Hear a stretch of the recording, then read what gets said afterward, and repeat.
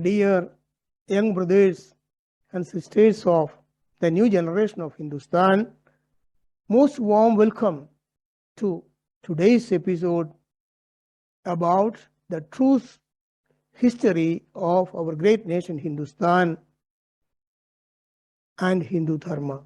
In the previous episodes, we have seen what exactly is the definition of Hindustan, who is a Hindu, and what is Hindu Dharma, or the most important differences between Hindu Dharma and all other philosophies existed and existing all over the rest of the world. So as I have mentioned in the last episode, today we will start verifying, understanding, or at least try to know the opinion of most famous and important scholars, thinkers, and philosophers of the world about our nation Hindustan. It is very important to understand, at least to have a basic idea of what others have said about the nobility of our great nation. So let us see one by one those affirmations by various scholars. In the next couple of episodes also, we will go on these tracks to verify the affirmations of prominent scholars. So let us start understanding one by one what are those opinions or statements. So here we have the affirmation of an American author, Mark Twain, about Hindustan.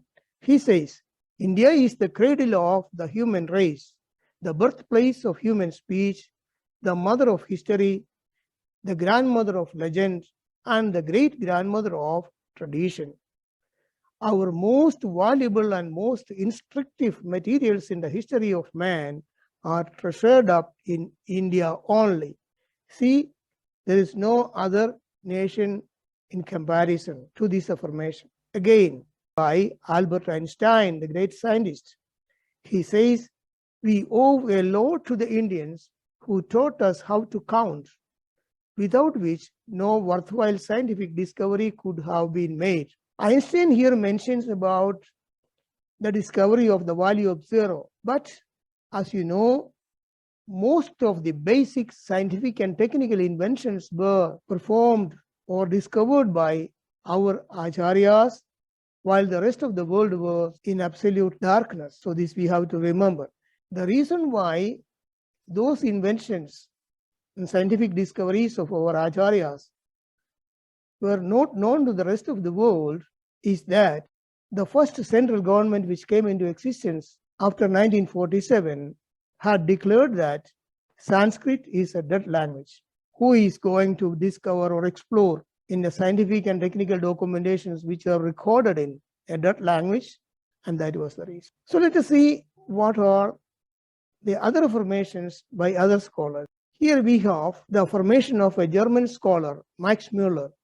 You might have heard about it. He's a famous philosopher and an author and a scholar. He says, if I were asked under what sky the human mind has most fully developed, some of its choicest gifts has most deeply pondered on the greatest problems of life and has found solutions, I should point to India. Again, a French scholar, Romain Rolland, says, if there is one place on the face of the earth where all the dreams of living men have found a home from the very earliest days when man began the dream of existence, it is India. Okay?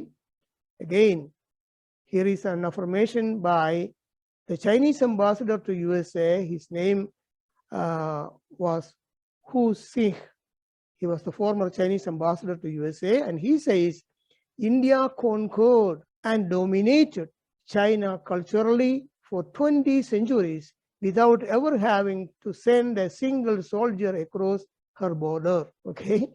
See what a beautiful affirmation. Again, Henry David Thoreau, he's an American thinker and author, and he says a very faithful affirmation about our Vedas. Whenever I have read any part of the Vedas, I have felt that some unearthly and unknown light illuminated me. In the great teaching of Vedas, there is no touch of sectarianism. It is of all ages, climes, and nationalities, and is the royal road for the attainment of the great knowledge. When I read it, I felt that I was under the spangled heavens of a summer night. See how beautiful these affirmations about our great nation. I don't know how many of you have explored in these fields. Anyway, even if some of you have already explored or might have seen such affirmations and know the true history of our nation, I'm quite sure it's from my experience in interacting with many of the young generation that they don't know. So let us continue this exploration, as I have already mentioned in the introductory episode. So in the next episodes, at least next couple of episodes, we will see similar affirmations by such prominent and eminent scholars and thinkers of the world about Hindustan. So see you in the next episode. Thank you very much for paying attention to my words. Jai Hind.